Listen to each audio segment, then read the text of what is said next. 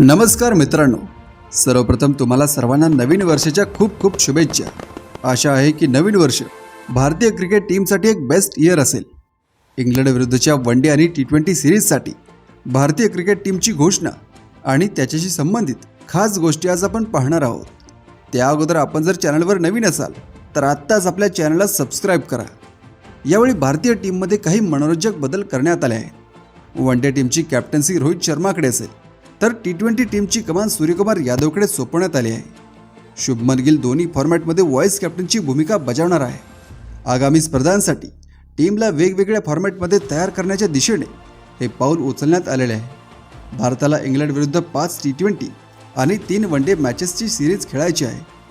आगामी champions trophy 2025 आणि टी20 world cup 2026 साठी टीमची तयारी करण्यासाठी ही सिरीज महत्त्वाचा भाग मानली जात आहे।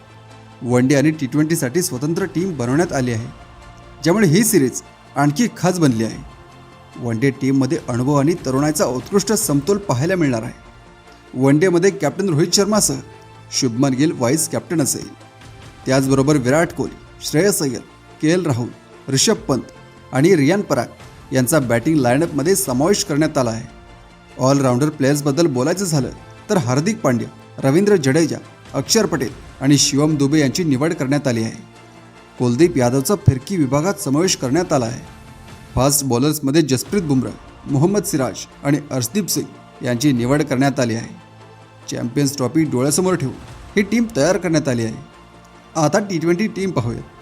सूर्यकुमार यादव कॅप्टन आणि शुभमन गिल टी20 टीममध्ये व्हाईस कॅप्टन असेल।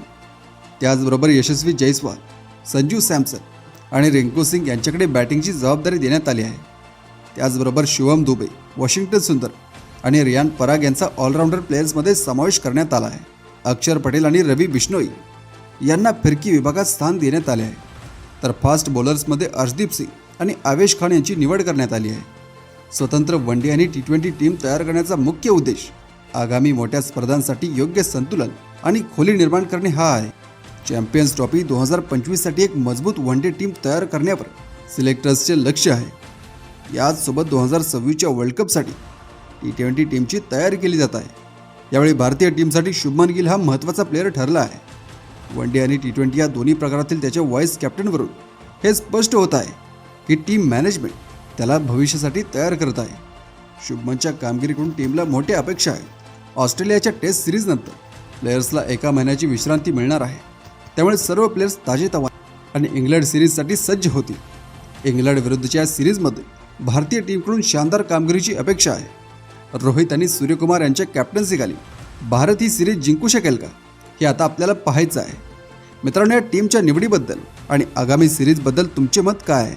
कृपया मला कमेंट सेक्शनमध्ये सांगा।